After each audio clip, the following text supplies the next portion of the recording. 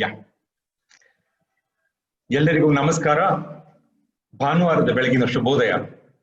ನನ್ನ ಹೆಸರು ನಾಗೇಶ್ ಸಿದ್ಧಾಂತಿ ಅಂತ. ಈ ಸೃಷ್ಟಿ ಸಮುದಾಯ ಕಾರ್ಯಕ್ರಮವನ್ನು ನಡೆಸಿಕೊಳ್ಳಲು ಬಹಳ ಉತ್ಸುಕನಾಗಿದ್ದೇನೆ. ಎಲ್ರಿಗೂ ಸುಸ್ವಾಗತ ಮತ್ತೊಮ್ಮೆ. ಸೃಷ್ಟಿ ಸಮುದಾಯ ರೋಟರಿ ಜಿಲ್ಲೆ 3190 ಪರಿಸರ ಸಮಿತಿಯ ವತಿಯಿಂದ ಆಯೋಜಿಸಲಾದ ಒಂದು ವೆಬಿನಾರ್ ಸರಣಿ. ಈ ಸರಣಿಯ ಆಶಯಗಳು ಏನು ಅಂತ ಸರಳವಾಗಿ ಹೇಳಬೇಕು ಅಂದ್ರೆ, ಆಡಳಿತ ಹಾಗೂ ನಾಗರಿಕರ ಮಧ್ಯೆ ಮಾಹಿತಿ ಸೇತುವೆಯಾಗಿ ಕೆಲಸ ಮಾಡುವುದು, ತಜ್ಞರಿಂದ ಜನೋಪಯೋಗಿ ಸಲಹೆಗಳನ್ನು ಪಡೆಯುವುದು, ಆಡಳಿತದ ಬಗ್ಗೆ ನಾಗರಿಕರಿಗೆ ಇರುವ ವಿಶ್ವಾಸ ಕೊರತೆಯನ್ನು ಕಮ್ಮಿ ಮಾಡುವುದು. ಈ ಕಾರ್ಯಕ್ರಮಕ್ಕೆ ನಮ್ಮ ಡಿಸ್ಟ್ರಿಕ್ಟ್ ಗವರ್ನರ್ ಆದ ಶ್ರೀ ನಾಗೇಂದ್ರ ಪ್ರಸಾದ್ ಹಾಗೂ ಪರಿಸರ ಸಮಿತಿಯ ಅಧ್ಯಕ್ಷರಾದ ಶ್ರೀ ಪ್ರಕಾಶ್ ಬೆಳವಾಡಿ ಅವರು, ರೋಟರಿ ಸ್ನೇಹಿತರು ಮತ್ತು ಎಲ್ಲ ನಮ್ಮ ನಾಗರಿಕ ಸಮಾಜದ ಸದಸ್ಯರುಗಳು ನಮ್ಮ ತಂಡಕ್ಕೆ ಬಹಳ ಹುರಿದುಂಬಿಸಿ ಬೆನ್ನು ತಟ್ಟಿ ಪ್ರೋತ್ಸಾಹ ನೀಡಿದ್ದೀರಾ. ನಿಮ್ಮೆಲ್ಲರಿಗೂ ಹೃತ್ಪೂರ್ವಕವಾದ ಧನ್ಯವಾದಗಳು. ನಮ್ಮ ರೋಟರಿ ಜಿಲ್ಲೆ 3190 ಡಿಸ್ಟ್ರಿಕ್ಟ್ ಗವರ್ನರ್ ಅವರು ಇನ್ನೊಂದು ದೊಡ್ಡ ವೆಬಿನಾರ್ ನಲ್ಲಿದ್ದಾರೆ. ಇವತ್ತು ಮೆಂಬರ್ಶಿಪ್ ಇಂಡಕ್ಷನ್ ಪ್ರೋಗ್ರಾಮ್ ಇದೆ. ಒಂದು ಪಕ್ಷದಲ್ಲಿ ಆದ್ರೆ ಸಮಯ ಕಾಲಾವಕಾಶ ಮಾಡ್ಕೊಂಡು ಬರ್ತೀನಿ ಅಂತ ಹೇಳಿದ್ರು. ನಮ್ಮ ಡಿಸ್ಟ್ರಿಕ್ಟ್ ಗವರ್ನರ್ ಬಂದಿದ್ದಾರ? Let me just check, give me 30 seconds. I think he might join later because I just saw him on the other webinar too. Okay, ಅವ್ರು ಬಂದ್ಮೇಲೆ ಅವ್ರ ಜೊತೆ ಮಾತಾಡೋಣ. We are absolutely privileged and honored that we have a person of great eminence in Padma Shri Darshan Shankar with us. And before we hand over the stage to him, it's my personal honor to give a brief introduction of Shri Darshan Shankar. Darshan Shankar is the Vice Chancellor of Trans-Disciplinary University from 2013. And he's advisor, Health Division of Planning Commission, Government of India, between 2007 and 2012. Executive Director, Foundation for Revitalization of Local Health Traditions, 93 to 2008. Consultant, Office of Advisor to Prime Minister on Technology Missions, where he gave inputs to National Technology Mission on Health between 87 and 95. Executive Chairman, All India Network of Community Health Organizations, Coimbatore, 86 to 92. Research Fellow, United Nations University, Tokyo, 82 to 84. Director, Academy Development Science, Karjat Tribal Blocks, 80 to 86. Consultant, UNICEF Regional Planning Office, in terms of survey of non-governmental rural development initiatives across India between 80 and 82. A coordinator leader in the Interdisciplinary Center for Research and Training in Development, University of Mumbai, or Bombay, then it was called, 73 to 80. He has been a recipient of many awards. In 1976, Commonwealth Youth Service Award was given to him for designing and implementing the best educational project in the Commonwealth for linking university education to community needs. In 1998, he received Norman Borlaug Award for contributions to promoting conservation of wild populations of medicinal plants. In 2003, Columbia University Center for Complementary and Alternative Medicines International Award in recognition of FRLHT's outstanding contribution to revitalization of traditional systems in healthcare in India. And in 2011, the Government of India conferred its civilian award, Padma Shri, on Dr. Darshan Shankar. In 2016, he was elected the Fellow of National Academy of Science for his pioneering work on traditional health sciences and applications. And in 2018, he received Ayurveda Ratna Award by UK All-Party Parliamentarian Group. He has made many research publications on varieties of topics, such as health sector reforms for 21st century healthcare. And then he has also written many papers. It's a very long list. Another paper that he has written is on a need to get over colonial health policy. Sir, it's an honor and privilege to have you with us today. Sir, I read somewhere that health science refers to a large group of disciplines related to the delivery of healthcare to humans and animals through the application of science, engineering, mathematics, and technology.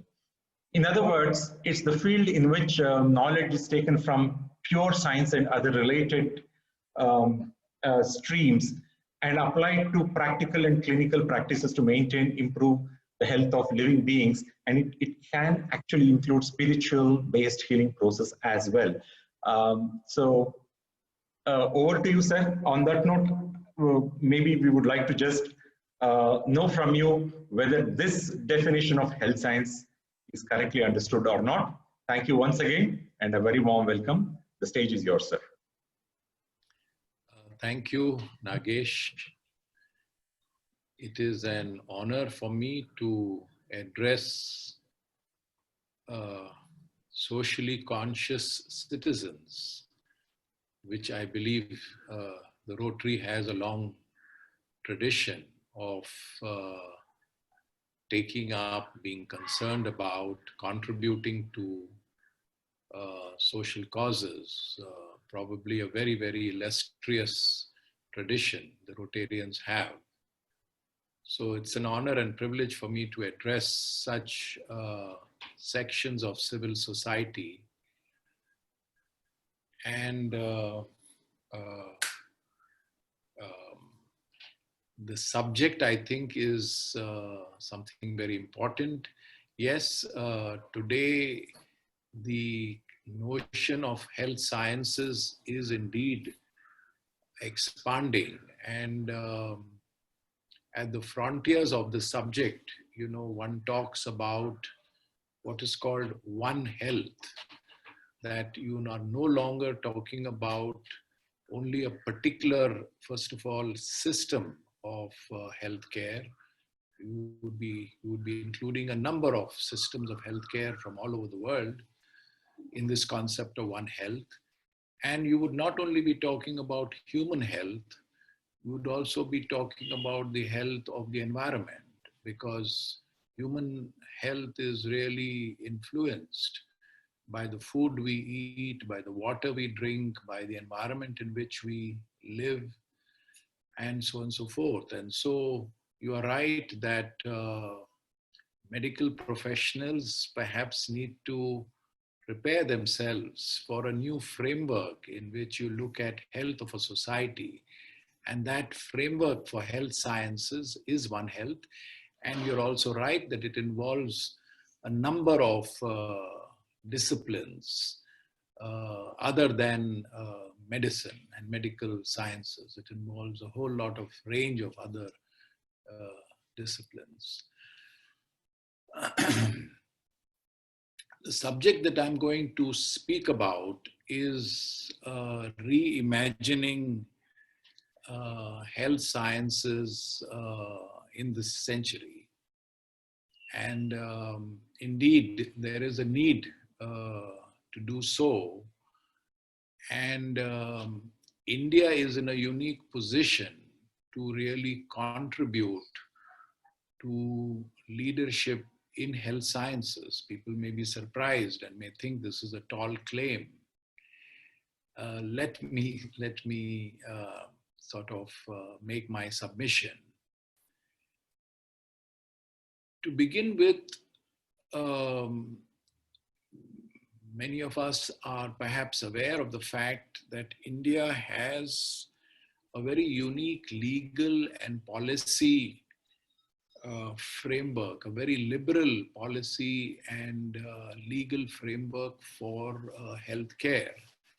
We are the only country in the world which has recognized and given legal status to 7 different systems of healthcare.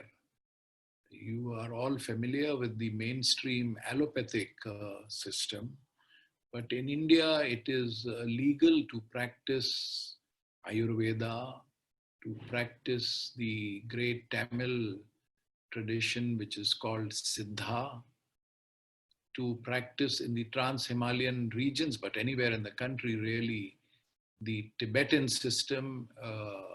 Tibet was, a part of the Indian subcontinent, and that system of knowledge is called Soba Rigpa. That's a legal system of healthcare. You have, of course, Unani, which came in a few centuries ago. You have homeopathy, a German system which has got legal status in India. And today there are moves to declare again a German system, naturopathy, strangely combined with yoga. So there are students who do courses of naturopathy and yoga, and they are also requesting the government to grant them a legal status as a system of medicine. But as it stands, there are 6 legal systems of healthcare in India. Now, this is quite unique. You don't have many countries which have equal status given to so many systems of healthcare. But in contrast to this liberal policy and legal framework, from the point of view of the government's health investments, the situation is very skewed. You have a situation where 97% of the national health budget goes to one single system of medicine, which is allopathy, and 3% goes to all the rest, the remaining 5 that I mentioned. Now, so this is a big contrast. So while we have a very liberal, a very unique legal and policy frame, health investments are not equally liberal or perhaps even justified, in that they are enormously skewed.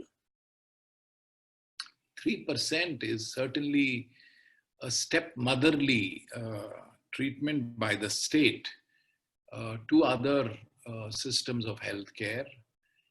And this is perhaps a colonial legacy. Today, however, and so I will start off with a little critique. Today, however, the ground for this discrimination, that 97% going to allopathy and 3% to the rest, the ground for this discrimination is stated to be evidence. Allopathy claims, or biomedicine claims globally, it claims not just in India, it claims globally to be an evidence-based healthcare system, and all other systems of healthcare are considered to be, not on the same evidence footing as the mainstream. This is the major ground for discrimination between this 97% investment versus 3% investment in the rest in India. I'm going to give a critique of this evidence claim, evidence-based medicine claim. And it'll be a short critique because, I'm not going to spend this talk on only critiquing. I'm giving a talk on reimagining, on, reconstructing a health system for India. So bear with the critique for a few minutes. If you look at the history of how, first of all, allopathy came into India in the 18th, 19th century, it did not come on the basis of its evidence. It came through a colonial policy. The colonial governments wanted to introduce their own knowledge systems, not only in medicine, but in a number of fields, primarily in education, in the entire education system. And so that is why today India has an education system that is entirely based on Western cultural intellectual traditions across all domains of knowledge, and that included medicine. And so Western medicine came into India not on grounds of its quality, safety, efficacy. It came purely on a political ground where it was introduced by the colonial rulers of the time.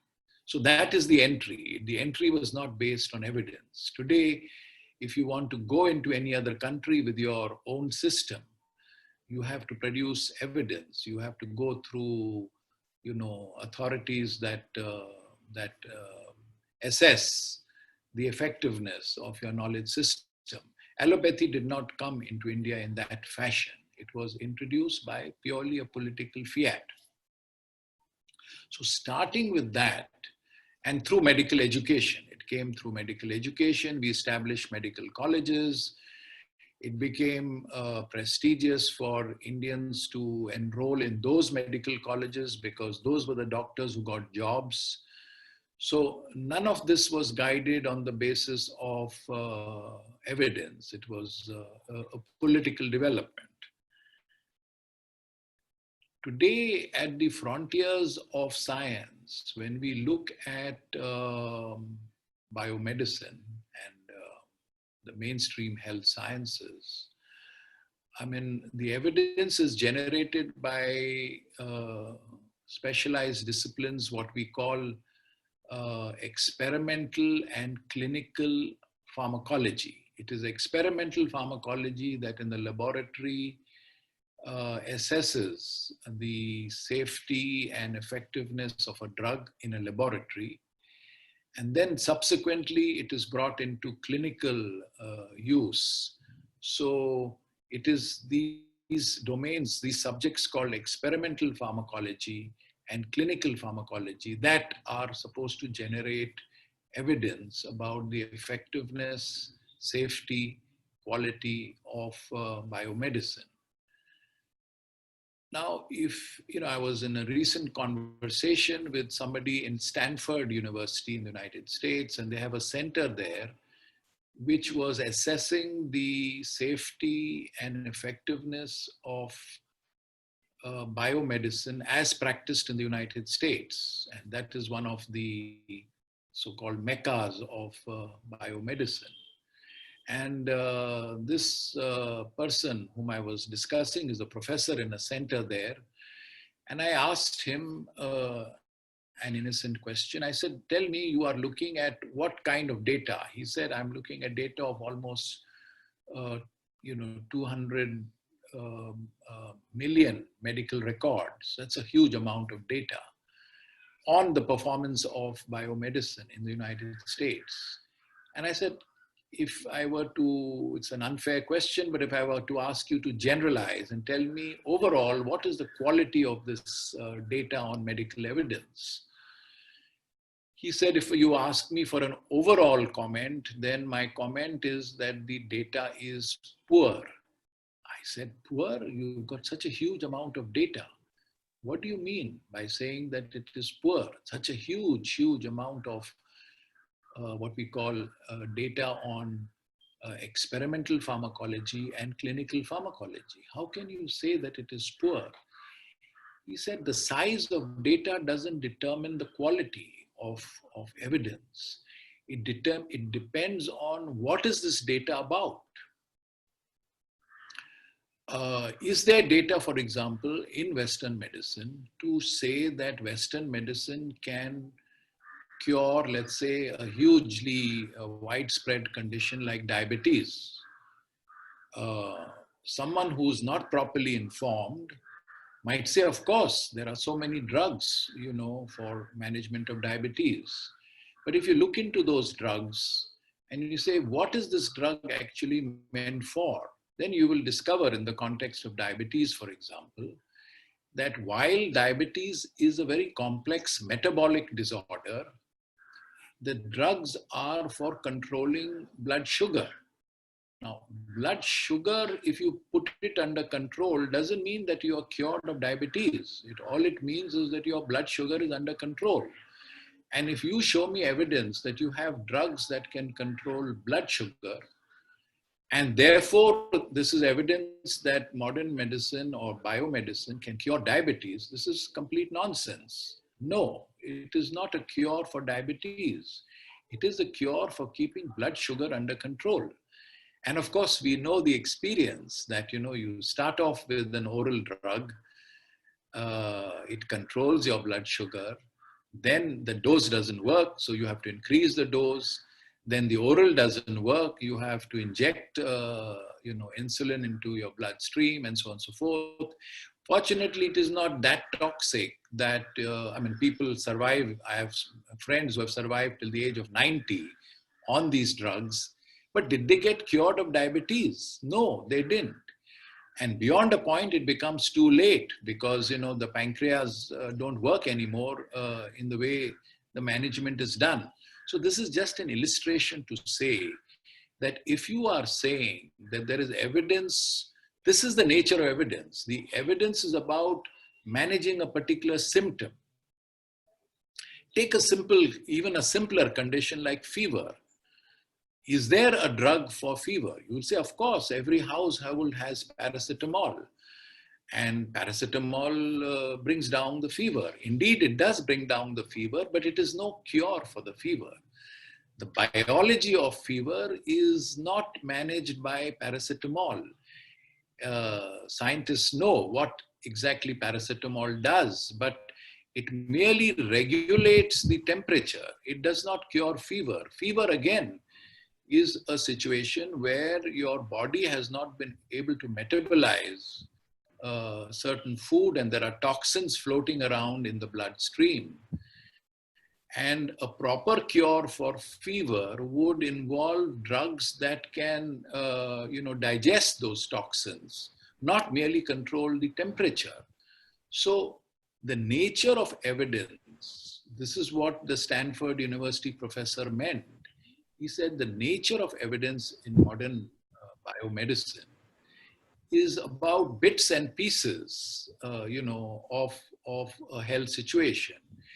If you're asking, do they have actually an understanding of the entire complexity of diseases, and is their management addressing the root causes of those diseases? The answer is no.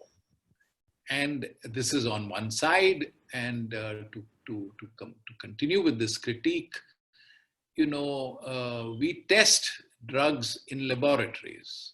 We test them on what are called bioassays. These bioassays may be cell lines, they may be animals, they may be, there are various models, the whole range of models on which these drugs are tested. So, for example, if you want to test a drug for iron absorption. So today we have this drug, iron and folic acid, which is given to millions of young women, to restore their hemoglobin count. And the experiment done to introduce this drug was on a cell line, an intestinal cell line.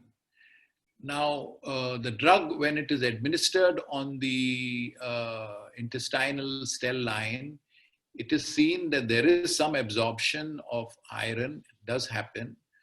But there are a whole lot of, so first of all, the cell line is a fragmented part of the biological system. When you isolate an intestinal cell line and do your testing on that, that is not the best way to test anything. You ideally want the entire, because that cell line is connected with so many other cell lines. The human biome is a very, very complex system. And the entire experimental pharmacology has fragmented models which don't mimic the complexity of the human biology. They only represent a very fragmented part of the biology. And it is on those fragmented models that we test everything. And so there is a limitation. You can never find out the complete action of anything on fragmented models that we use in laboratories all over the world. Now, this is a very technical subject, so I won't dwell on it any further. but simply to say that let everyone be, I mean, this is my view on the matter. Someone may have a different view, but it is my view on the matter that the quality of evidence, which is the basis for discrimination, which is the basis for insisting that Western biomedicine should be mainstream all over the world. The basis is evidence. The quality of this evidence on aspect of safety, on aspect of effectiveness, is from a scientific viewpoint poor. Now, the claim is that this is the best that we can do in that system. These are the models we have in experimental pharmacology. These are the designs that we have in clinical pharmacology when we do clinical experiments. Even clinical experiments are not large enough, to determine the safety and effectiveness of a drug. They are statistically, you ask a biostatistician, it is difficult to make the claim. And that is why, normally the threshold for introducing a drug in the market, this is unfortunate, but this is how drug authorities do. You are not looking for data on anything, including now a COVID vaccine. You are not going to be looking for data to show you that it is 100% safe. If it is 30, 40% safe, it comes into play. It never goes beyond, a certain limited range. So what I am saying, and this may be an extreme sort of a statement, but I'm making it to make a point. I'm saying it is not true that Western medicine is evidence based in a sense of evidence which is got confidence limits which are much more comfortable for the citizen. But the citizen doesn't know that the confidence limits are so narrow. And it passes through regulatory processes because the claim of biomedical sciences, this is the best that we can do.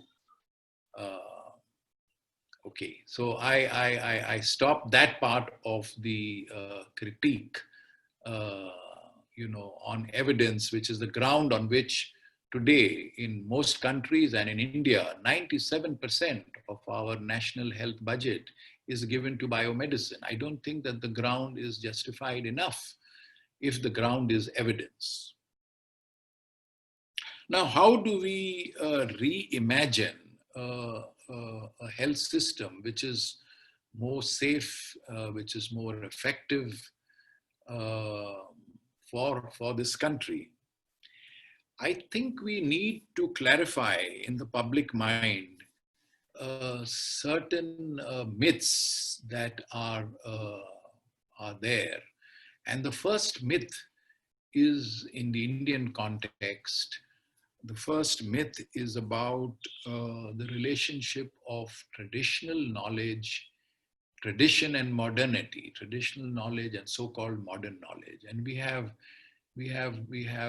shown these to be at two polar ends of the spectrum, that a person is either traditional or he is modern. Now, this is complete sociological nonsense. Tradition and modernity, in fact, lie on a continuum. And you cannot have a modern society which does not have roots in its own traditions. The correct sociological definition of modernity should be evolving tradition. Let me explain. Just as the past, the present, and the future lie on a continuum, there can be no present without a past. There will be no future without a present. So tradition is your past. Tradition and modernity lie on a continuum. The basis for modernity is evolving tradition. Where did we get the notion of something being traditional, something being modern? Is a colonial myth. It is the West which told us, forget about your traditions. If you want to modernize, come to us. We will teach you, in every domain. whether it is medicine or whether it is mathematics, whether it is music, whether it is agriculture, whether it is architecture. If you want to modernize, adopt our ways. This has been a colonial myth that was set for political reasons at the time it was set, but it continues. No, if India wants to modernize, it has to build on tradition. There has been an interruption during the colonial period, and therefore, a lot of domains of knowledge have not been progressing. But today, in a modern globalized world, we have to recognize the value of plurality. Globalization must be multicultural. It cannot be monocultural. Today, following that colonial sort of trajectory, globalization in the world is a monocultural enterprise. In monoculture, you have solutions to certain problems. Certainly you do have. But you cannot have the best solutions for all our problems from a single cultural intellectual tradition.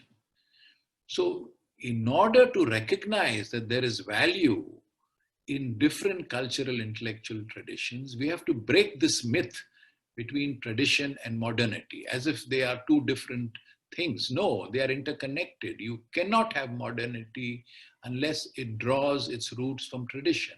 Now, that doesn't mean that you copy tradition, the way it was. You can modify it, you can build it, you can reject parts of it. And the world is, after all, one place. You can even borrow from someone else's tradition. So, by accepting the value of tradition, it doesn't mean that you reject knowledge coming from some other tradition. Nor does it mean that you draw from your own tradition the way it was 5,000 years ago or a few hundred years ago. You can modify it, you can build on it, you can reject some part of it, but without reference to your tradition, you cannot modernize.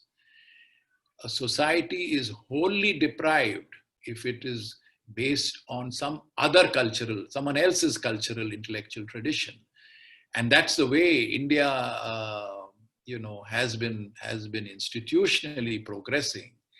That modern education in India, for example, all the subjects that we study, history, geography, science, social sciences, humanities, natural sciences, are entirely based on Western cultural intellectual tradition. This is an absurd situation in a country with such a rich heritage, and a heritage that was evolving, a heritage that has contemporary relevance. Coming to health sciences, which is the subject of my talk here, there is absolutely no doubt that in health sciences, India would be much, much better off if it had an integrative system of health sciences. I mean, again, I'm being a little simplistic, but in modern medicine, I think the strengths of Western biomedicine are that it is very good for acute conditions, for emergencies. It is not sufficiently good for chronic conditions. It is not sufficiently good for preventive situations. It has certainly got no understanding of wellness, which is a very important aspect of healthcare. Today, healthcare systems, although they are named as national healthcare system, they are actually national disease management systems. They don't deal with health. They only deal with disease. And even with disease, as I explained earlier in the critique, they are dealing with symptoms. They are not dealing with root causes. The difference between the Ayurveda and Siddha and so on and so forth, these knowledge systems and Western biomedicine, is that our knowledge systems have a systemic understanding of biological change, a systemic. You have heard of, the terms like kapha, vata, pitta that is used in Ayurveda. These are not molecular terms. These are systemic terms. They are terms about biological change happening at a systemic level. In modern medicine, we understand change happening at a molecular level. Now, there is nothing superior about having a molecular view of nature, or for that matter, a systemic view of nature. These are just two different perspectives of the human biology. One is the perspective that views biological change at a systemic level. It has big advantages. And there is another way of looking at biology at a molecular level. That also has certain advantages and limitations. Ideally, you want to have a healthcare system that can combine the systemic and the molecular, and that would be a new health science. That would be an integrative health science. I don't only want to know how to control blood sugar. I want to know about the metabolic processes that create a situation where the symptom is elevated blood sugar.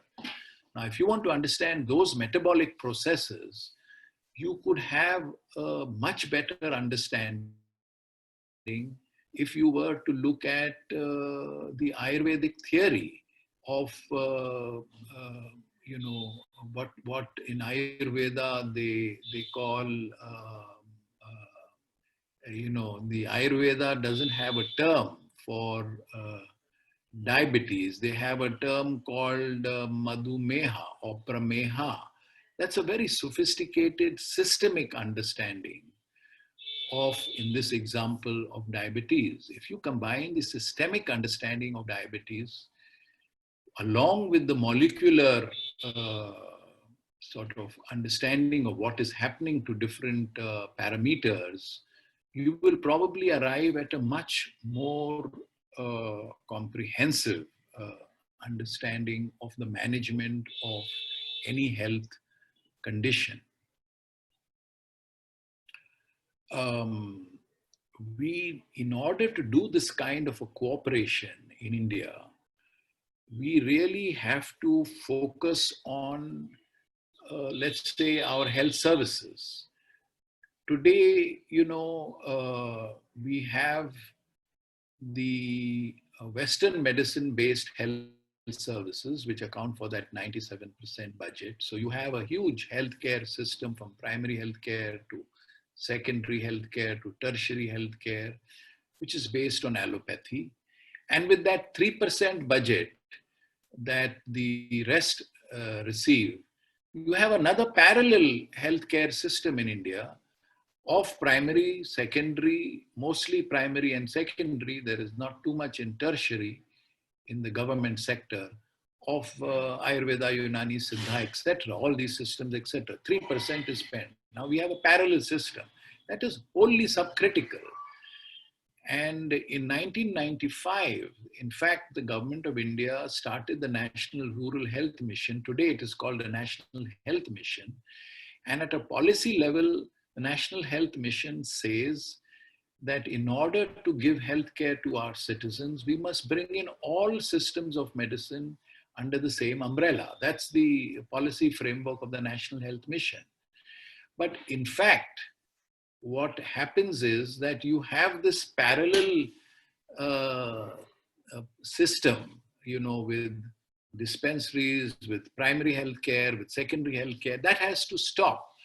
I think in the 21st century, we must have one single healthcare system, not two parallel systems, one parallel at a subcritical level with 3% of national budget, and one much larger with 97. No, you have to stop all parallel systems in the state services. You have to bring them under the National Health Mission.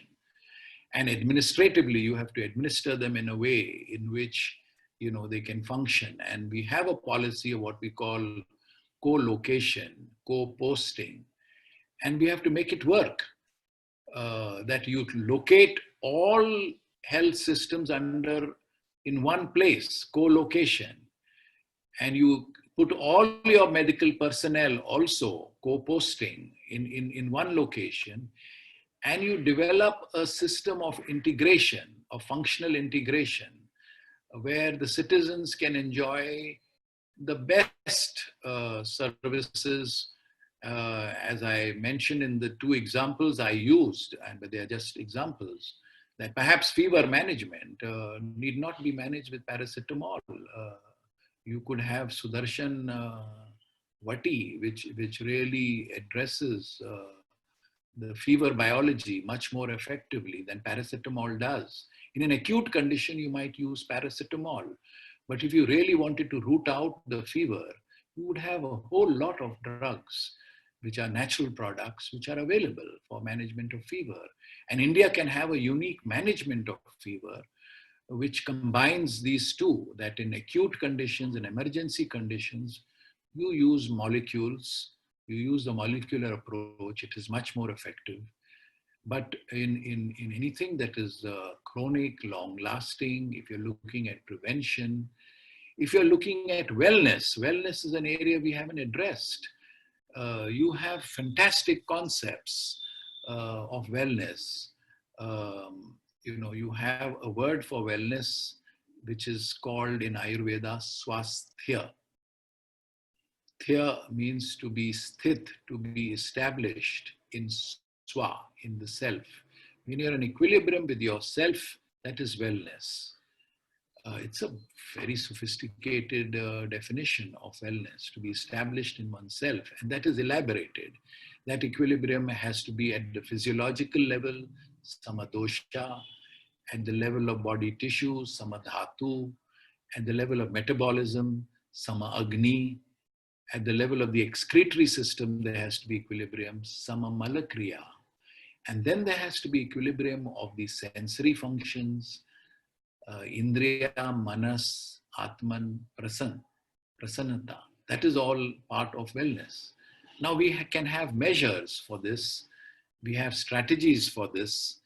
And so now let me move on to the last part of this talk and give you concrete examples of reimagining the health system in India, which I am proposing that reimagination has to be an integrative healthcare system. We have to break the silos across these 6 different systems of medicine and look at one integrative healthcare system. We have to break the narrow politics of medicine that are promoted by medical councils, by medical associations. There are fundamentalists in the medical space who say, no, only this works, only that works. It'll become impure if we, combine. Now, it will indeed become impure if you combine it arbitrarily.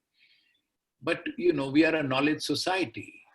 I only hinted on this, that the approach in Indian knowledge systems is systemic. The approach in modern health systems or Western health systems is molecular. They are perspectives. A molecular perspective gives you a partial understanding of biology, of nature. All molecular atomic perspectives give you a partial. That partial is also useful. Systemic give you a more holistic understanding of change that is happening in nature. The frontiers of knowledge in health sciences and in many other disciplines will indeed be expanded, will be taken ahead if we combine systemic and molecular approaches. And now let me give you concrete examples which can revolutionize healthcare in India. So my first example is food.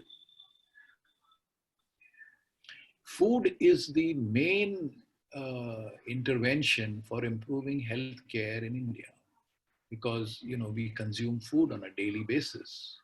But are we consuming the right kind of food is the question. Do we have the knowledge to determine which is the right kind of food? Today, you are all familiar that, when you say that, this food is good or bad, we take support from food chemistry. So we know now for every food how many calories it has, how many proteins, carbohydrates, fats, minerals. This is chemistry of food. Now, chemistry of food is totally inadequate to determine, your food needs, because chemistry is outside the body. Even if a food has a certain amount of calories, etc., proteins, carbohydrates, fats, minerals, which are determined by chemists, when different individuals consume that food, they metabolize it differently. It does not translate into the same proportion of those calories, carbohydrates, proteins, fats, etc. when it is consumed. It depends on your metabolism, it depends on your genetic makeup, it depends on your physiology. And so food chemistry, which is guiding food consumption today in India, is not adequate as a knowledge to determine nutrition. Food chemistry is not, nutrition is biochemistry. Protein, carbohydrate, fat, etc. is food chemistry. You really need to combine it with maybe Ayurveda's understanding of food, what is called Dravya Guna Shastra. And so the future of food choices should be determined by looking at the value of food, firstly, in terms of its chemistry, that's outside the body, that's useful, but it does not translate into the same proportions when consumed. There you need Dravyagun Shastra. This is a different knowledge system about food, which when combined with food chemistry and with modern nutrition, will give you a much more balanced picture about food. Let me give you an example. So you know about urad dal and you know about moong dal. We consume both these dals. We consume much more of moong dal. Urad dal is not consumed in its pure form or in its natural form on a regular basis. Now, if you look at the food chemistry of these two dals, you can look up the National Institute of Nutrition. They have a database on food chemistry. And if you look at the food chemistry of urad and moong, you will find they are, similar. There is a difference, but they are similar. And to an uninformed person, will say, well, since the chemistry is similar, why don't I, consume one or the other? I can substitute urad for moong. Okay.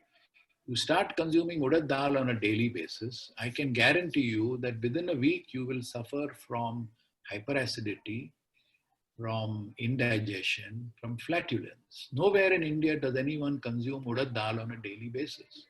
Moong dal, however, you can consume on a daily basis till you die and you will have no problem. But the chemistry is similar. So you see the point I was making, that even if the chemistry is similar, the biochemistry is different, the nutrition is different. And in Ayurveda, we say urad dal mahapitkarak, guru means difficult to digest. And so it is not advised to be consumed on a daily basis. It is only when you do some brilliant food processing, which fortunately South India has done in designing idli. In idli, when you combine 1/3 of urad with 2/3 of rice, etc., and you ferment it and then you steam it, you get rid of the ill effects of ushnata, which is there in urad. You get rid of the pittakarak properties. And now you can consume in the form of idli. So you can do that samskar, you can do that modification in food processing.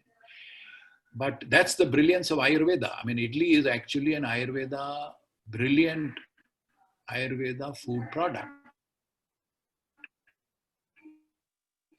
Here is a combination as compared to moong.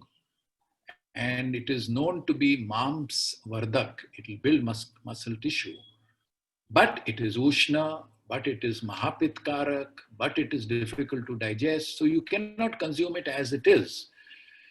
In North India, where they consume a little urad dal, and these days, strangely enough, in hotels and all that, they give you maki dal and in all seasons. It's a completely wrong practice. I mean, maa ki dal is urad dal. Maa ki dal is eaten in Punjab and so on and so forth in winter. It is not eaten in summer. It's not a good dal to be consuming in summer. So anyway, all these are examples I'm giving, stories I'm giving, but to make the point that if you want better nutrition in India, it will not happen through one knowledge system. It will not happen through food chemistry or through food biochemistry. It will happen through a combination of food chemistry, food biochemistry, what we call nutrition, Dravya Gun Shastra. These three, when they combine, and you create a database on food, and it's not difficult to create a database. In my university, I am trying to create a database on every food ingredient. What is its food chemistry? You can see in one screen, it's food chemistry, it's food biochemistry, it's Dravya Guna. And when you interface all these three, you can, and then when you also look at the phenotypes, the prakritis, every one of us has a unique phenotype. Today in genetics, we realize the importance of genotypes. Now, to find out what genotype you are is an expensive proposition. Is a 20-minute job, and it's not expensive like finding out your genotypes. And there are studies now written in journals like Nature, which is a very high impact and very well established scientific journal, which show that underlying the phenotypes, Kapha, Vata, Pitta of Ayurveda are unique genotypes. So if you know your phenotype, you know your genotype, so to say. Now, food is to be determined by your phenotype or genotype, along with information on food chemistry, food nutrition, and Dravya Guna. Now, we can actually create, in reimagining health sciences, you are all familiar with the term Aadhaar Kayo, physical identity, which Nanda Nilekani has given gift to us, the Aadhaar card. You can actually create a unique Aahar card for every individual. This will allow mass personalization of food. In a good Ayurvedic clinic, you can get your individual personalization of food. But that is for those few individuals who go to great Ayurvedic physicians, and they will give them, this is the diet suited to your prakriti, to your phenotype. But one or two or 10 of you, a few hundred getting is not good enough. Can we make it mass scale? Can we do mass scale personalization? Yes. If you combine food chemistry, food biochemistry, Dravya Guna, bring artificial intelligence, bring the phenotype recognition of Ayurveda, use machine learning, you can create in the next 3 to 5 years a Aahar card for millions of individuals. This will be a revolution. If people start consuming food suited to their constitution, suited to their genetic makeup, suited to their phenotypic makeup, you will find that 50-60% of diseases vanish. Most of the diseases are happening because of improper consumption of food. Of course, you must grow that food organically. There is no use using food that is consumed in the way it is. And that's another part of the One Health framework, that we need to shift into large-scale organic cultivation. It is a challenge, but it is not an insurmountable challenge to grow organic food and have high yields. We are not investing in that direction. You can. And so I think that this is a combination of traditional knowledge and agriculture to grow organic foods. It is a combination in health sciences of Ayurveda and modern biochemistry and food chemistry. It is the use of technology in terms of artificial intelligence and machine learning. And you can have a reimagined healthcare system where every individual, millions of individuals get an Ahar card and they can now consume food suited to their unique needs. And in mind you, let no one fool you. There is no formula for ideal food which is uniform, that all of us must consume so much proportion of protein, carbohydrates, fats, minerals. No, it is different for every individual. That is at the frontiers of nutrition, we realize that. The only diet which is suited to you is unique to you. But how do you make that unique thing happen? Now here is a way you can make it happen through Ahar card by a combination of sciences. This is an integrative health science approach. We must break the silos between Ayurveda, Unani, Siddha, Swarikpa, modern chemistry, food chemistry, etc., and integrate and create a new health science. You know, if some purists say, look, this will destroy, Ayurveda or traditional knowledge. Not true. You can see a shloka in Charak Samhita, which is 1500 BC, Sutra Sthan, 14/8, and I'll only give you the English translation of that shloka. It says, Ayurveda shall never attain finality. What it means is that it has to keep evolving. Knowledge, the shloka continues, from any source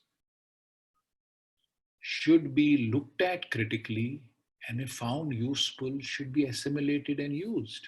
There is no reason why Ayurveda cannot use molecular biology. It should not use it to destroy itself. It should not use it to believe that the only way to understand biological change is at the molecular level. It must hold on to its dosha vichar, tridosh vichar, kapha, vata, pitta. That's a systemic perspective. It is possible to combine whole perspectives with part perspectives. It will advance knowledge. What is happening in India is an unhealthy debate, an unhealthy competitive politics, saying either this or that. No, it is not either this or that. It is not only Indian music versus only Western music. You can't say, if tomorrow someone takes a position saying symphony, orchestra, melody, jazz, this is music. Your rag and all this classical music of Indian origin, Carnatic, and is all nonsense. This is, no one in the world of music today accepts this. And you can even have fusion music where you fuse together. It requires people, masters, to do fusion, otherwise you'll make noise. So similarly, integrative health science requires masters. It requires masters. It means a change in medical curriculums. Medical councils are the biggest obstacle to integrative health sciences.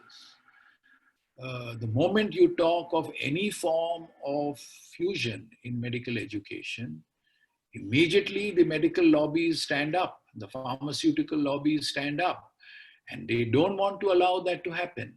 This is nonsense. The National Education Policy 2020 of Professor Kasturi Rangan has in fact made a strong recommendation saying first step towards medical integration, the first step towards medical integration is, irrespective of which stream of medicine anyone may join, introduce a foundation course on medical pluralism. Make students sensitive that there are other ways of looking at biological change. It is not only molecular way is not the only way. This is intolerance of the scientific community, intolerance of the medical community. In our COVID times, for someone to say that no, COVID will only be managed by antivirals. Now, please manage it with antivirals when you find them. We haven't yet found them. Please manage it with your vaccine, which will only be effective for the COVID virus, not for anything else. But why are you preventing other systems of knowledge who should not make the mistake of claiming that they have antiviral solutions? They have systemic solutions for respiratory disorders. I think COVID in India will be much better managed if you allow, establish the safety of those interventions. And, these are legal systems, so they are already regulated. But allow the systems to manage mild, moderate respiratory conditions their own way without insisting that they must prove that they are antiviral. They don't have to be antiviral. I mean, we manage so many conditions on a daily basis in India. Take the condition like herpes zoster. In modern medicine, it is a viral condition, and there are antivirals that are used to handle herpes zoster. They work, but it recurs. There is huge amount of pain that is there in herpes zoster. But routinely, you can go to thousands of Ayurvedic centers, good centers, who manage herpes zoster without antivirals. They manage them with herbal solutions. It works. It doesn't recur. This is common clinical experience. So you can manage the same condition, which in one system of knowledge you attribute to a virus. In another system of knowledge, we are not concerned with the virus. We are concerned with the systemic imbalance that has taken place. And if we can restore that systemic imbalance, if we can cure the condition, that's all that we should be concerned with. Don't worry about the mode of action. It need not be antiviral. There can be many modes of action that can restore the equilibrium in a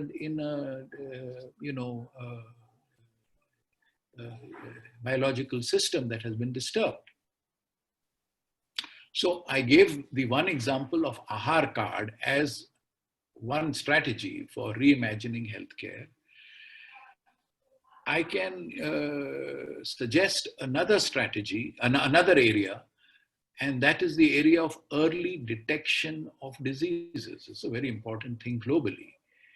And today we know what is a healthy cell, we know what is a disease cell. We don't know the progression of disease. It is not known in modern biomedical sciences, how a disease progresses from health to disease. What are the steps? Now in Ayurveda, we have a well-established theory of what is called Shad Kriya Kal, that disease progression happens through 6 stages, Shad Kriya Kal. Now all those stages are described.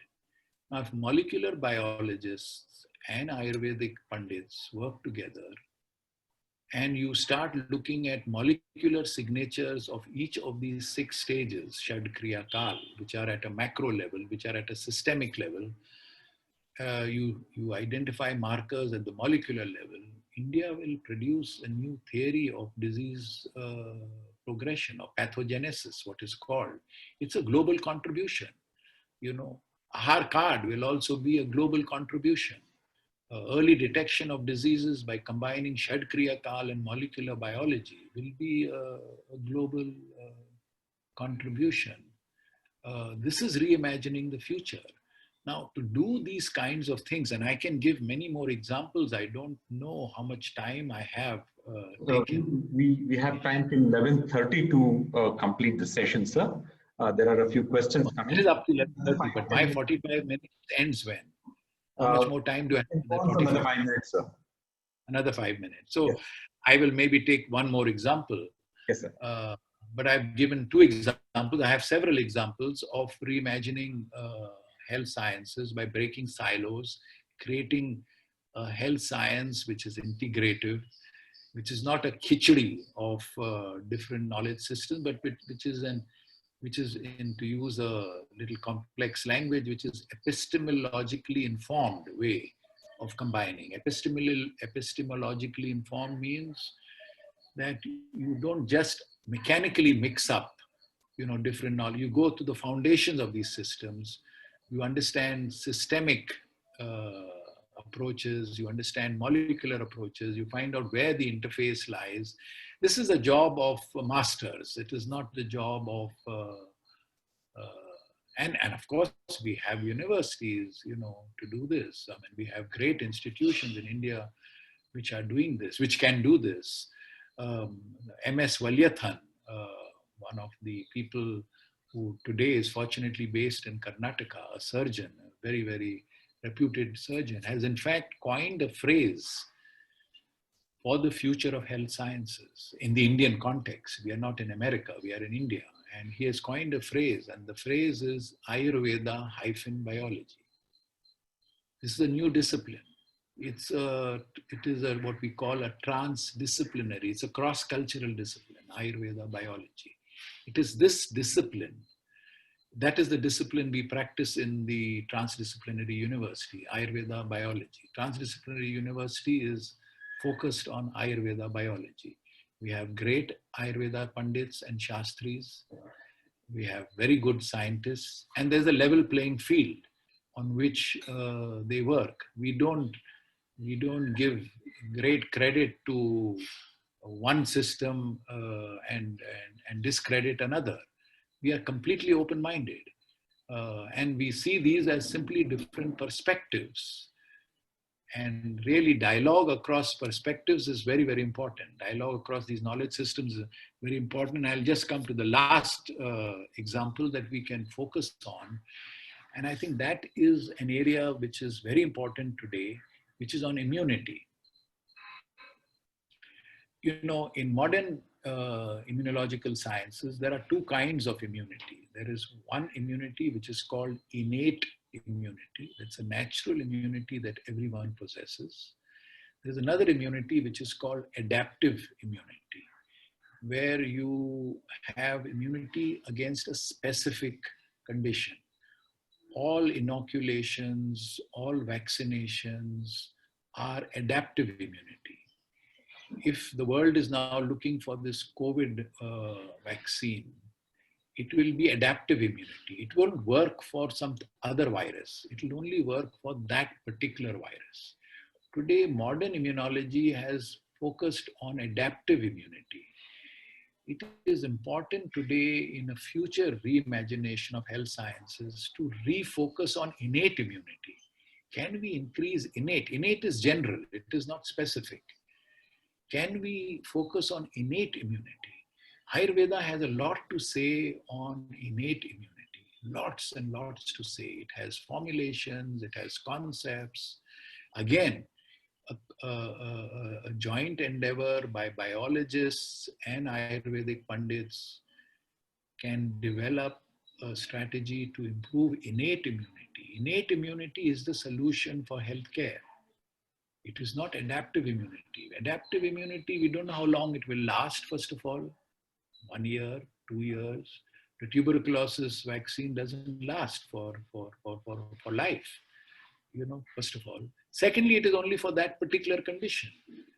In healthcare, we need innate immunity to be enhanced. There's not much work going on innate immunity. It's a highly specialized subject, but I think an integrative approach on innate immunity can take healthcare forward globally. So I will only have given these 3 examples: Ahar card for millions, individualized food for millions, early detection of disease combining molecular biology and Shad Kriya Kal. And the third example is on innate immunity, that there are concepts of rasayanas, there are lots of concepts of Vyadi Shamata and so on and so forth, Bala, Ojas in Ayurveda. Can we develop a strategy for improving the innate immunity of millions of people? And that will be again a combination of biologists, open-minded biologists. We need to create the agenda for this. We need to, change the minds of policymakers. I mean, today, an Indian Council for Medical Research says, no, we are only going to support any research only in allopathy, nothing else. We will not support Ayurveda biology. If you go to Department of Science and Technology, Department of Biotechnology, the Central Council for CSIR, we are all siloed. Our medical education councils are siloed. The moment you talk of any form of integration, lobbies stand up. And these are not in the public interest. These are all lobbies, particularly in medical councils. These are all lobbies. We have to, really find a way to, I'm using a very aggressive term, to destroy them, I'll stop here. Thank you so much. Oh my God. All that you spoke in the last 1 hour is just sinking in. Truly, I must say, personally speaking, one of the most fascinating sessions that I have attended or I have hosted. Thank you so much, Padma Shri, Darshan Shankar, for so much of insights and so well structured and articulated reimagination of health sciences for India. I'm truly blessed that you could spare time to tell all this to us. We have a lot of questions. We have one of our panelists from the past episode, Dr. B.G. Dharmanand, who is a very inclusive doctor, and he fully supports integrated approach. However, he has a question which goes like this, and I will quote. He wants to know that Ayush, with all its support from government, has failed to generate evidence. It sounds very correct when you say that Ayurveda looks one as a whole and does not treat symptoms. We need to generate evidence to convince the patient that he has taken a reasonable decision. COVID pandemic too has provided a platform to prove preventive power of, let's say, for example, homeopathy, and tell the world what we have achieved. This is a kind of it's a question you can consider it as. Yeah, so I completely agree that it is important to generate evidence. We need to design really clinical studies to generate this evidence. They may also involve preclinical studies. But I would like to point out to the speaker that, while this is certainly a requirement, the investment that is going into research in Indian systems of medicine, indigenous systems of medicine, is pathetic. I mean, in the year 1718, I think that the total national investment on research was what is called extramural research. Extramural means research given to people to take up innovative problems. Was of the order of 10 or 15 crores for the whole country. Now, 10 to 15 crores to be putting into research is pathetic. So the problem is that the Ministry of Ayush is not at all strategic. The Ayush sector is growing. You may not be aware that it is a fairly large sector. I mean, in financial terms, in terms of health services, in terms of industry, its size is of the order of around 70,000 crores annual turnover of this industry. 70,000 crore, it's sizable. Himalaya Drug Companies or, Dabur. There are 50 medium-sized companies in India. There are 9,000 licensed companies. There are 50 medium-sized. Nothing is large. But the turnover is in industry and services. Most of the services are outside the state services. Just as in allopathy, only 0.9% of the health services are managed by the state. About 3.1% of GDP is in the private sector. It's the same here. And so the Ayush Ministry has a budget. 70,000 crore is the turnover of the sector. Ayush annual budget is 2,000 crore. Now, surely 2,000 crore cannot move 70,000 crore. It's too small. And if it is not used strategically, it's a waste of money, of taxpayers' money. Now, that is what is happening. That 2,000 crore is still adequate to do good research or to do, innovative models of education, but it has to be used strategically. Today, we are using it in a very unstrategic manner. We are running a parallel system of health services to a huge system that the government of India is running in allopathy, subcritical, and things like that. We have to stop that, But so I agree with the speaker that research is needed, but for research to be generated, evidence to be generated, you need to invest. There are many ways, to invest in evidence creation. Even simply hospital information management systems of Ayush establishments, HMISs, can generate evidence. If you have them, if cases documented in a particular way, today this is called real life, real world evidence. You don't have to do RCTs. RCTs are random controlled trials and things like that, which are much more expensive. So there are many ways to generate evidence, but I won't go into that technicality, but you need to invest in it. The investment is pathetic. And that is the single reason why there is no evidence on a scale that is required. Fantastic. Great point, sir. Thank you also to all the listeners who are posting comments. We have, unsurprisingly, we have many doctors as in-meeting participants, Dr. Vasudha, Dr. Tirtharam, Dr. Sneha, Dr. Suryanarayan, and many other doctors whose name, unfortunately, I'm not able to take all the names.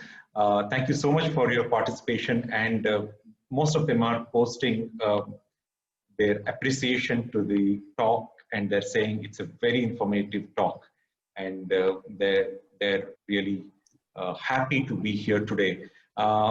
Mr. Hari Krishna Holla has a particular question. Of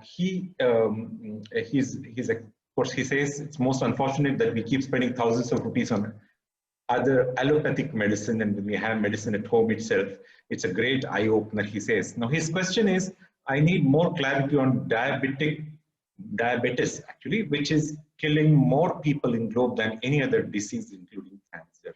Is that a correct statement? I must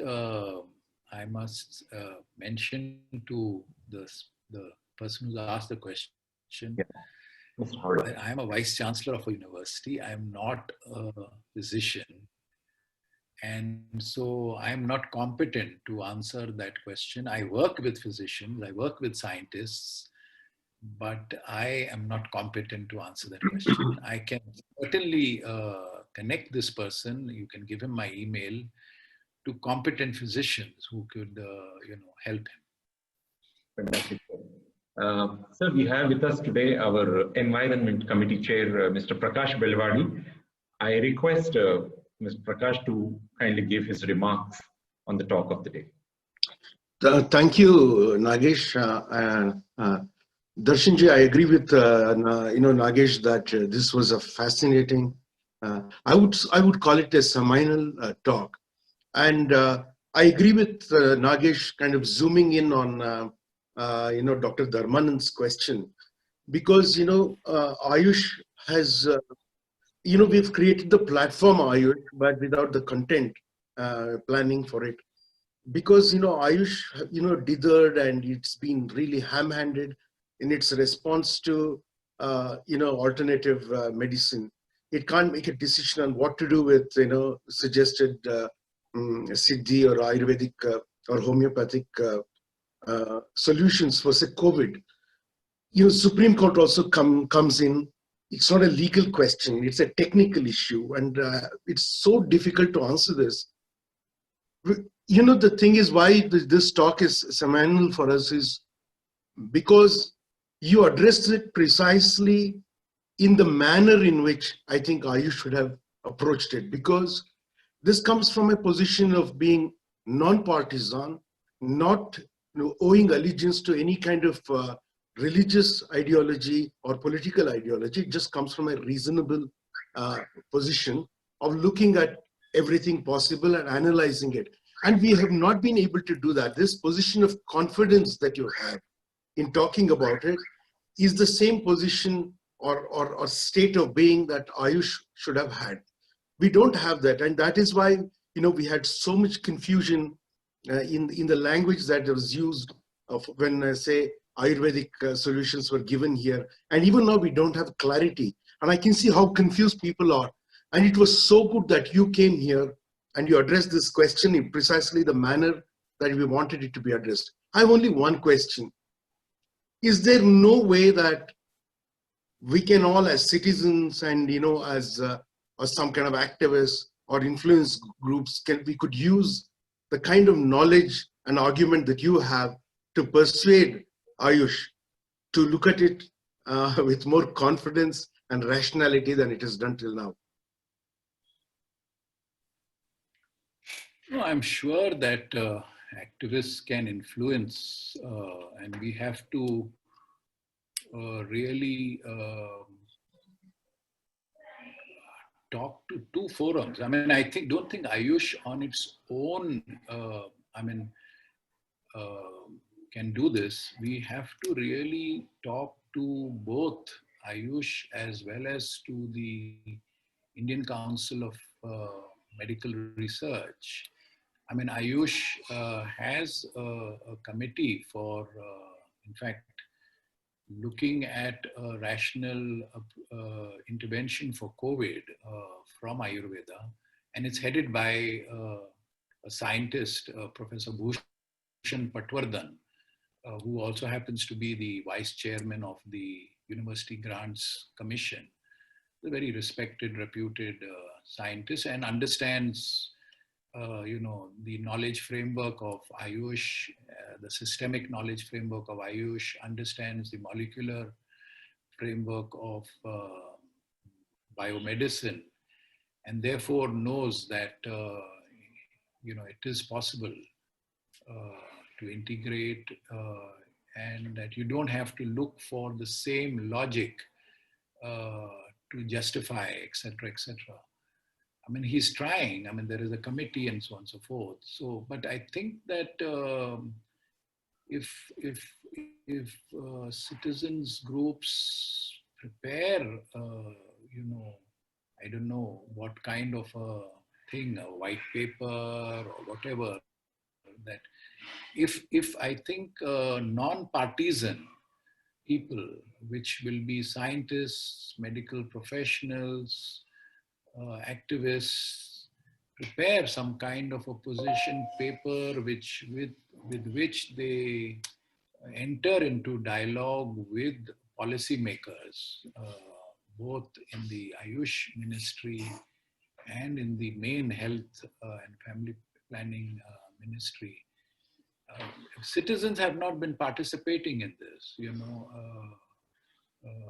all citizens know. I mean, if you look at health-seeking behavior across the world, there should be more than enough basis for moving in the direction of integrative healthcare, because 40 to 70% data shows 40 to 70% of citizens all over the world actually use exercise pluralistic choices. When they have an emergency, they will go to allopathy. When there's a surgical problem, they will also probably go to allopathy. But when there's a chronic problem, they'll go somewhere else. So they all over the world, this is happening. And this is health-seeking behavior. There are studies of this published and so on and so forth. So, but they are not speaking. They're not speaking in policy forums. The policies continue to be siloed. The policies, the medical associations continue to be lobby-driven. And citizens have to speak up. So you are more experienced than I am in leading citizen demands, but I certainly think that citizens have to put their pressure on these policymakers, on these lobbies, and in a reasoned manner. And I think that is a very, very important thing to do. I would support that. And I would be happy to associate in terms of content, that might be required for such Maybe citizen we could demand. do a national conference, consultative conference. Maybe we could do it every year at TDU, and we can look at organizing, funds for it, and Rotary should partner with it. Maybe every year we Yeah, could do. I would welcome that, and not because it is going to be in TDU, but TDU is meant for such things, and we can invite the best minds from all over the world. And today, since we are seeing how successful it is to use this technology to communicate, it is not expensive. You don't need to travel. We should do them as this kind of a thing that we are doing today. And, there is, I think I would welcome that. And you won't need a great deal of funding for this. You will need some funds, but not a great amount, because no travel will be involved. You may have to pay some people something or something. I don't know. I mean, I'm willing to speak on this subject free of charge. Thank you. Thank you. Nagesh? Thank you. We just have time for and one. There are many who would be willing to do so. Yeah. There will be many who would be willing to do so. Yeah. I mean, we know Professor Gerard Bodeker from Oxford, who's based in Malaysia. We know people in Australia. We know people in United States. There are many people who would be willing to do so. Thank you, sir. I said we have time for one last question. You spoke about co-location, co-hosting.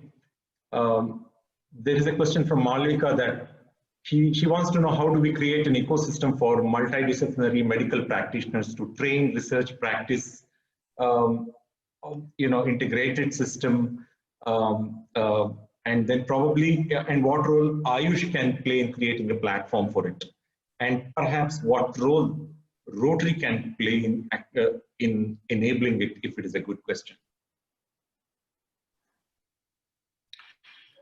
You see, today, medical councils are not happy to talk about or to introduce any form of integrative health science or integrative health care. Medical councils, they are the regulatory bodies.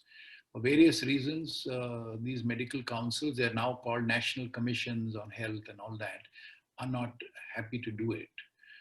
So today, really, if professionals from any system, want to understand, and they are legal professionals, if they are licensed professionals, we can organize programs, for example, for allopaths in diabetes management, an integrative approach, or stroke, or Parkinson's, or diarrhea, or anything, UTI. I mean, these are all conditions. So we can organize programs for professionals from any system. If Ayurvedic people want to have some orientation in medical biomedical biology, Ayurveda biology, we have organized what we call Vaidya-scientist programs, where we expose them to the strengths that are there in molecular perspectives. So these things can be done. You don't need anyone's permission for this. Professional programs like this can be done. In a university, we can even give degrees, not medical degrees, because medical degrees are regulated by councils. But in Pune University, for example, they give a degree postgraduate degree in health sciences. It's not a medical degree. It's not recognized by any medical council, but it's a university degree. It's a University of Pune degree. So we can give degrees, diplomas, certificates, advanced certificates, whatever kind of accreditation that is possible. And we can do it on a spectrum of subjects, and that's the way to begin. As more and more people get exposed to transdisciplinary, interdisciplinary perspectives on health sciences, we will be able to influence medical councils. We have to create that ground wave. And without waiting for permission from Ministry of Ayush or Ministry of Health or ICMR or Medical Council or anybody, if there were a platform, and certainly my university would be willing to offer such a platform, and I'm sure there would be other universities as well in India, a network of universities in North, South, East, West may be happy to do this. We could offer platforms on integrative health sciences, resulting in certificate programs, diploma programs, advanced certificate programs, even degrees, but non-medical degrees. And they don't need to be, the degree doesn't need to be awarded on day one. They can be credits that you can accumulate over a period of time. And at the end of 2 years or 3 years or whatever, and you don't have to do full time, in-service training of this kind, you could do and earn a degree at the end of a few years. All this is possible. I need help for this. I have a platform of a university, and I'm sure there would be other universities also willing. But, I am talking to seekers. To do anything, you need Saraswati and Lakshmi. The two have to go together. Without Lakshmi, Saraswati is unable to function, effectively. It can function, but not function effectively. It's a serious problem. It can be done if there were philanthropists, who put together a fund for promoting integrative health sciences in India without waiting for any permission from anybody. Professionals can take advantage of this through 1 week, 2 week, 3 week, 1 month, online, offline. A whole lot of programs can be done which cumulatively would add. You don't have to deliver everything at one go. It's certainly a strategy can be developed to sensitize the professionals who should keep away from these medical associations. I was talking to a friend in Belgaum, where the KLE, there's a KLE Society of Education. And I visited them some years ago. And on one side of the road, there was an Ayurvedic postgraduate and undergraduate college. On the other side of the road was an allopathic, and both belonging to the same KLE society. So I was telling the Ayurvedic side, I said, look, to teach anatomy, which is a subject in Ayurveda, BMS, bachelor's course, I said, why don't you invite the people from across the road? They will be much better, to train in anatomy than your people, because they do dissection and they are much better exposed. And he said, we are all friends, across the road. But if an allopathic anatomy professor comes across to my side of the road and teaches Ayurvedic people anatomy, he will be boycotted by the local chapter of the Indian Medical Association, saying, why are you making these guys smart, as smart as we are? Now, this narrow politics of medicine, needs to be destroyed. India is more important. Citizen is more important. Better healthcare is more important, not your petty politics, of wanting to preserve your own turfs. So citizen groups can help to break this. We should do it. And university platforms, not only mine, I think there can be several university platforms which could help in this agenda. What a great takeaway that's organizations like Rotary, in fact, specifically for Rotary, healthcare is a very high priority area. And I think to bring this fusion stream of healthcare or borderless healthcare it can be such an interesting area on which we can turn our focus on. And who knows, we might have just made a start for that today.